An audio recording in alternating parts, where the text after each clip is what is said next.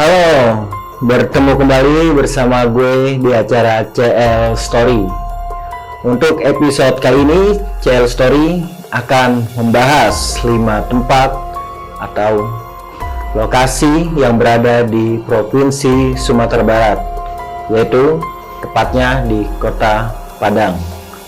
Sebelum videonya gue putarin, jangan lupa untuk like, comment, and subscribe CL Story agar bisa memberikan video-video yang menarik untuk ditonton.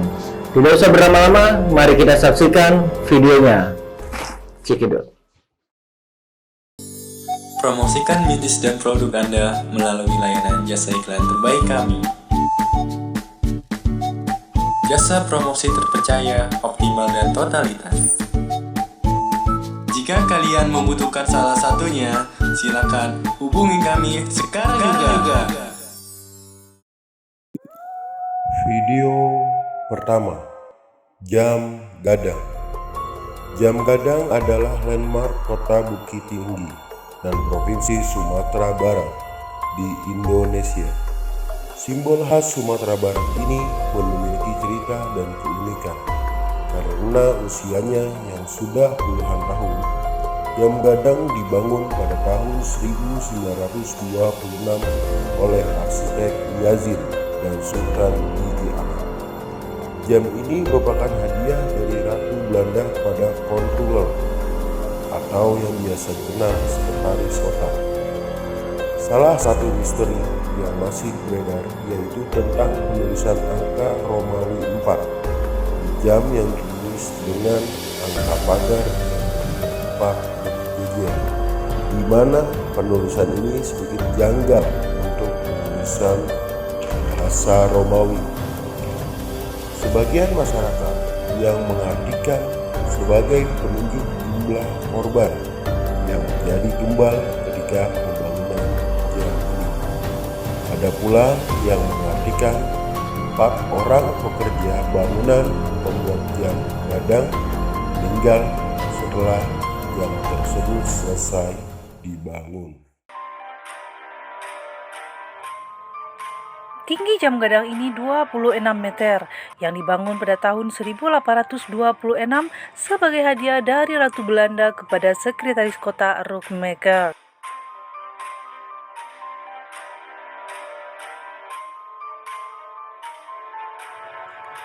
Pembangunan jam gadang ini menghabiskan biaya sekitar 3.000 gulden, biaya yang tergolong fantastis untuk ukuran waktu itu. Sehingga sejak dibangun dan diresmikan, menara jam ini telah menjadi pusat perhatian setiap orang.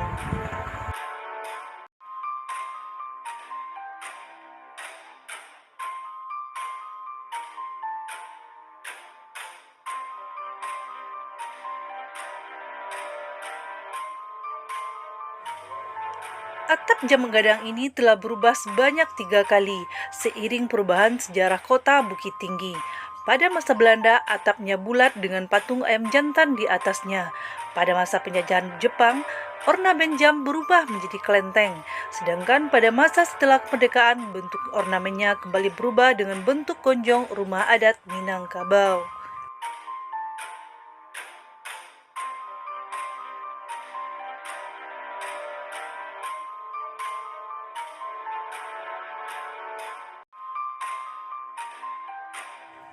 Usianya yang cukup tua membuat jam gadang memiliki berbagai cerita, terutama misteri yang menyelimutinya.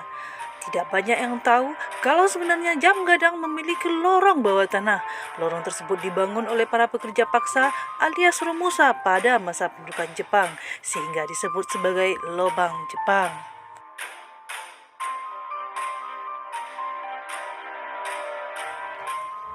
Jam gadang dibangun pertama kali oleh 2 orang arsitek bernama Sultan Gigi Amet dan Yazid Rajo Mangkuto. Jam gadang, hal yang mengejutkan adalah material yang digunakan untuk membangun menara ini. Pasalnya, jam gadang ini dibangun tanpa penyangga dan semen, melainkan hanya dengan menggunakan putih telur sebagai perekat, yang kemudian dicampur dengan kapur dan pasir putih. Barulah setelah mengalami beberapa renovasi, semen digunakan untuk memperkokoh bangunan ini.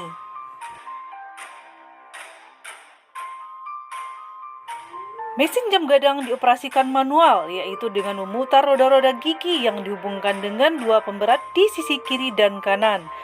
Pemberat ini terbuat dari besi padu berbentuk bulat panjang lebih kurang 45 cm dan dirangkaikan dengan dua kawat baja ke roda gigi jam. Mesin jam ini juga diyakini hanya ada dua di dunia. Kembarannya kini terpasang di Big Ben, Inggris. Mesin yang bekerja secara manual itu dibuat Foreman, seorang bangsawan terkenal, dan diberi nama Briggs Lion.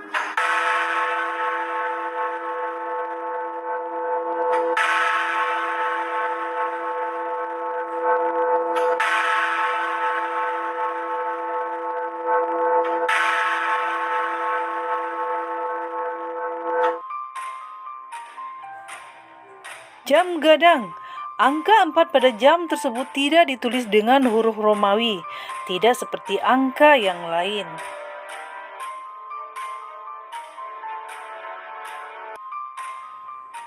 Angka 4 pada jam gadang itu disebut memiliki banyak makna, di antaranya keseimbangan visual. Penulisan angka Romawi 4 kala itu dianggap tidak memiliki keseimbangan visual. Adapun mitos yang beredar di masyarakat menyebutkan angka 4 yang ditulis seperti itu diartikan sebagai angka jumlah korban yang menjadi tumbal pembangunan jam gadang.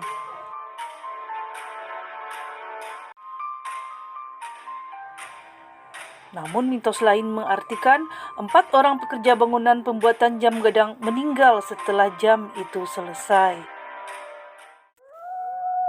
Video kedua, Danau Singkarak. Danau Singkarak merupakan danau terluas kedua di Indonesia setelah Danau Toba. Selain terkenal akan keindahan alamnya yang sangat memanjakan mata, tetapi Danau Singkarak juga menyimpan banyak misteri di dalamnya. Salah satu misteri yang beredar di masyarakat adalah tentang terowongan yang menghubungkan Danau Singkarak dengan Danau Maninjau. Beberapa masyarakat mengatakan bahwa ada orang yang pernah hilang di Singkarak dan muncul di Maninjau, ataupun sebaliknya. Ada pula yang menghubungkan terkait misteri terowongan di dasar Danau Singkarak menuju Maninjau yang konon katanya sangat angker. Banyak kisah mistis di dalamnya sampai saat ini. Kepercayaan akan adanya terowongan mistis itu diperkuat dengan cerita tentang ikan-ikan yang asalnya ada di Danau Singkarak pindah ke Danau Maninjau.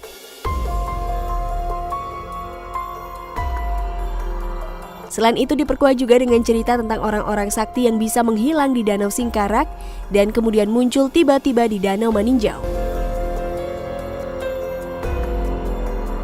Terowongan penghubung dua danau ini juga dipercaya memiliki keterkaitan dengan adanya batu bajanjang atau anak tangga yang terbuat dari batu.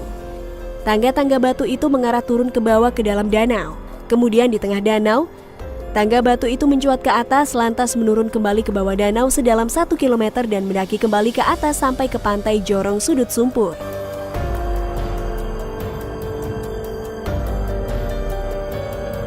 Selain itu Sob, ada juga cerita paling menyeramkan yang tersebar mengenai keangkeran dan kemistisan Danau Singkarak, yaitu tumbal tahunan buat penghuni danau. Yang menambah keseraman mitos ini adalah bahwa si penghuni danau itu hanya memakan tumbal dari luar penduduk Singkarak, alias hanya memakan orang asing. Nah, bagi kalian yang ingin berwisata mengunjungi Danau Singkarak, apalagi yang ingin berenang di danau, para warga setempat menyarankan supaya meminum air penduduk Singkarak terlebih dahulu, supaya kalian dianggap sebagai penduduk asli. Itu salah satu cara, katakanlah untuk mengelabuhi penghuni danau supaya tidak dimakan. Para warga sekitar juga mengimbau untuk tidak berenang atau berlayar di danau saat lebaran jatuh pada hari Jumat, baik itu lebaran Hari Raya Idul Adha maupun Hari Raya Idul Fitri. Para warga meyakini bahwa pada hari itu para penghuni danau sedang mengadakan pesta. Jadi, supaya tidak mengganggu pesta bawah danau para makhluk gaib itu, para warga melarang tidak hanya pada para turis supaya tidak bermain-main dekat danau. Ada beberapa cerita terkenal yang menguatkan mitos ini. Dulu tahun 1970, saat itu Idul Fitri bertepatan dengan hari Jumat. Nah, sekitar jam 12:30 siang, terjadi sebuah tragedi mengerikan, yaitu tenggelamnya kapal yang ditumpangi 12 wisatawan. Kapal itu tenggelam dan para penumpangnya kehilangan nyawa. Setelah dilakukan pencarian di danau oleh pihak yang berwenang dan dibantu para warga, mayat para korban tak dapat ditemukan. Pencarian yang membuahkan hasil itu berlanjut sampai berhari-hari. Dan karena itulah, para warga mengaitkan kejadian tersebut dengan hal-hal mistis. Akhirnya mereka mendatangkan paranormal. Setelah melakukan ritual, paranormal itu memberitahu warga hasil penerawangannya bahwa pada saat kapal itu melintas di atas danau, para penghuni danau itu sedang mengadakan kenduri. Namun karena kapal itu, kenduri mereka jadi berantakan, mereka pun marah. Paranormal itu mengatakan bahwa para penghuni danau itu meminta persembahan semacam sesajen ditambah ayam putih yang disembelih di atas tempat hilangnya kapal. Setelah persembahan itu diberikan, para korban yang tenggelam pun mencuat ke atas permukaan. Beberapa cerita lain juga menunjukkan hal yang sama, bahwa si penghuni danau hanya memakan korbannya dari luar penduduk Singkarak. Menyeramkan bukan? Video ketiga, Pantai Air Mani atau biasa dikenal tempat mitos cerita Malin Kundang. Di pantai ini terdapat sebuah batu yang bernama Batu Malin Kundang.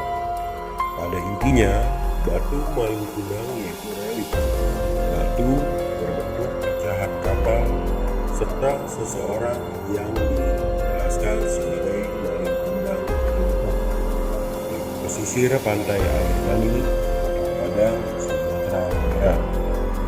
Menurut masyarakat sekitar, batu tersebut diyakini sebagai Malin Kundang telah diketuk oleh ibunya menjadi batu karena bersikap durhaka pada ibunya. Kebenaran legenda tersebut diragukan apakah benar atau tidak sampai saat ini. Kurang rasanya apabila membahas mengenai Pantai Air Mani sendiri tanpa mengulik legenda yang satu ini. Tak perlu dipungkiri kalau memang Batu Malin Kundang sendiri merupakan daya tarik utama bagi para wisatawan mengenai pantai ini. Terbentuknya Batu Malin Kundang itu bukanlah suatu kesengajaan atau karya dari seorang pemahat. Namun, memang batu tersebut pun berbentuk karena terdapat cerita di baliknya. Singkat cerita, ketika Malin Kundang sudah merantau, ia tak pernah kembali pulang untuk menemui sang ibu. Bertahun-tahun lamanya seorang ibu menanti kepulangannya.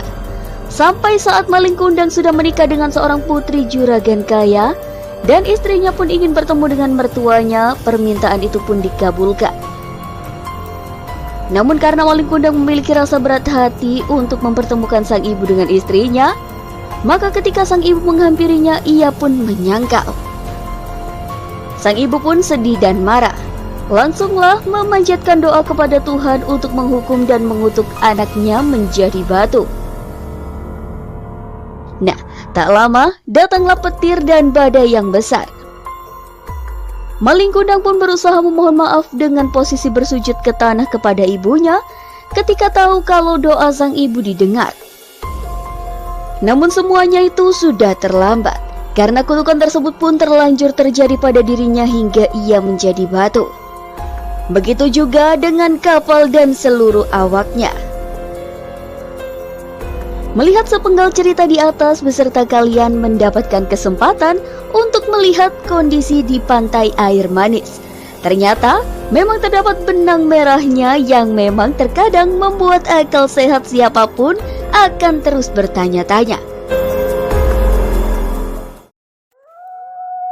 Video keempat, Museum Lubang Tambang Mbah Suro. Bagi kamu pecinta sejarah mungkin sudah pernah mendengar tempat ini. Tambang ini pertama kali beroperasi pada tahun 1898 ketika masa penjajahan Belanda.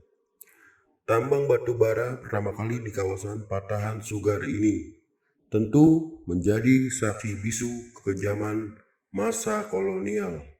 Para pekerjanya saat itu merupakan pribumi yang membangkang serta tahanan politik yang dipaksa bekerja dengan leher, kaki, dan tangan dalam keadaan terantai. Tambang ini terbentang sepanjang puluhan kilometer, namun yang dibuka untuk wisata hanya 186 meter. Ada fasilitas lampu, tangga, ventilasi, serta besi untuk pegangan tangan saat berjalan di dalamnya. Udara pengap pun menyengat di dalam lubang tambang Mbah Suro ketika kita memasuki ke dalam lubang tambang tersebut. Video kelima, Bukit Tambun Tulang. Bukit Tambun Tulang ini juga kisah legenda yang bertempat di sekitaran jalan yang menghubungkan Kayu Tanam dengan Padang Panjang, melintasi Bukit Barisan. Konon, dahulu kala terdapat sebuah bukit yang penuh dengan tulang belulang manusia. Kisah ini menceritakan sulitnya orang dari pesisir untuk menuju pusat negeri, Minangkabau, karena harus mendaki bukit, kemudian dirampok dan dibunuh di sebuah bukit yang dinamakan Tambun Tulang. Namun sampai hari ini belum ada penelitian arkeologi atau sejarah atas mitos ini. Oke, terima kasih warga YouTube yang telah menyaksikan video-video dari CL Story. Jangan lupa pantengin terus CL Story karena akan ada video-video yang seru, mistis, angker yang akan disajikan dalam acara CL Story. Terima kasih yang buat subscribe. Bye.